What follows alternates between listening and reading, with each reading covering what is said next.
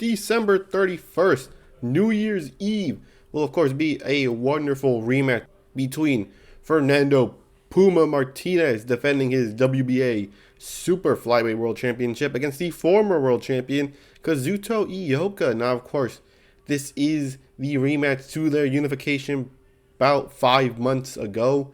Now, of course, Puma Martinez did come out the victor, but they are rematching. Unfortunately, not for the unified world titles. Martinez was stripped of his IBF title, which was actually in play like 2 days ago, and it was a split decision draw. So that belt is still vacant. All I'm saying is maybe they should put it up for this. I'm just saying. I mean, this happened like twice at this point. Ioka fought Professor Franco for the unification belt. That was a draw. They decided a rematch, but Ioka was stripped of his title, and then he beat Professor Franco. So this would be weird if he does it again, if he beats Martinez, but not for the unified titles. If I had a nickel for every time that happened, I'd have 2 nickels, which isn't a lot. But it's weird that it happened twice. But besides that, the former, I do believe, 3-division world champion, minimum weight, flyweight, and super flyweight, a great champion, has defended the titles on numerous occasions. Kazuto Ioka, 31-3 with 1 draw, 16 wins by way of knockout. Of course, he is coming off of the unanimous decision loss to Puma Martinez.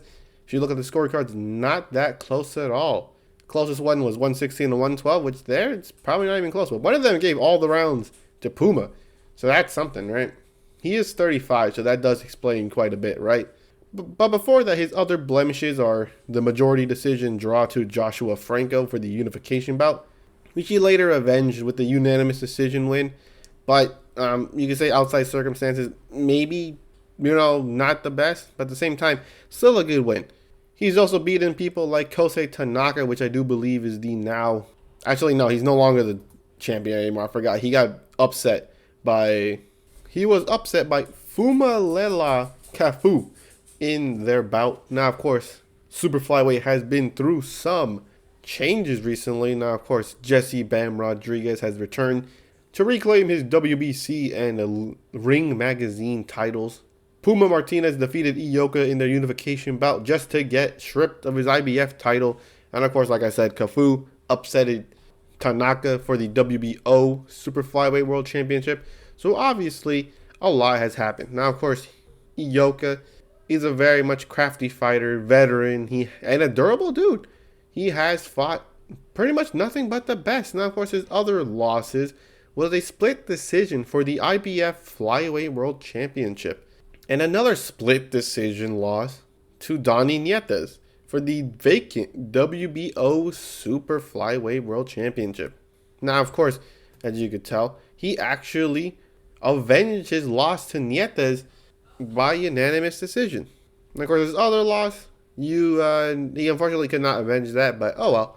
He was moving up the weight classes. Nothing much you could do there. But besides that, he's also avenged basically his every blemish except one. Will this be any different? We'll talk about that later. Now, of course, the now current world champion and the former unified world champion, Fernando Puma Martinez, 17-0, 9 wins by way of knockout.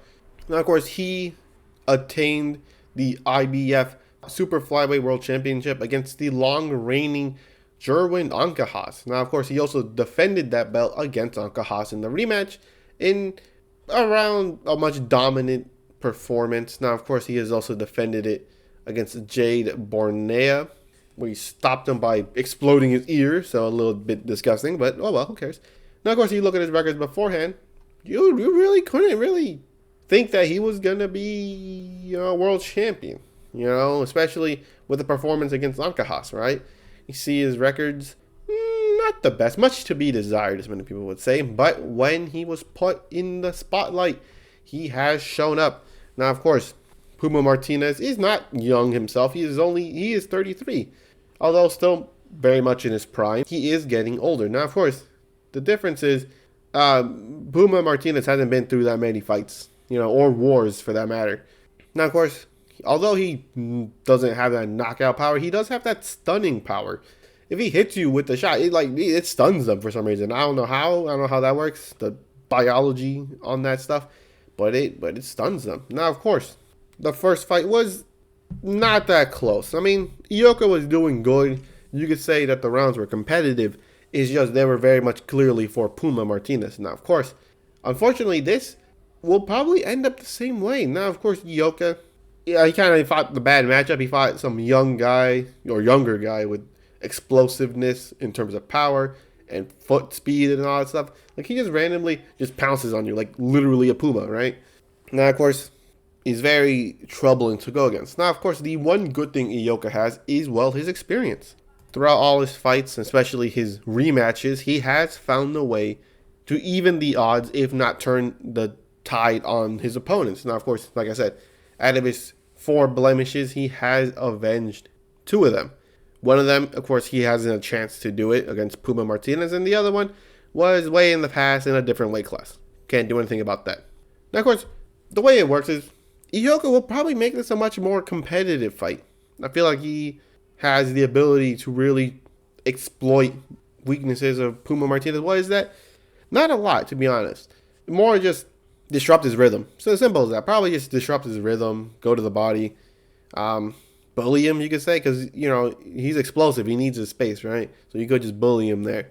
But he is getting older. His fights seem to be starting to wear Ioka down.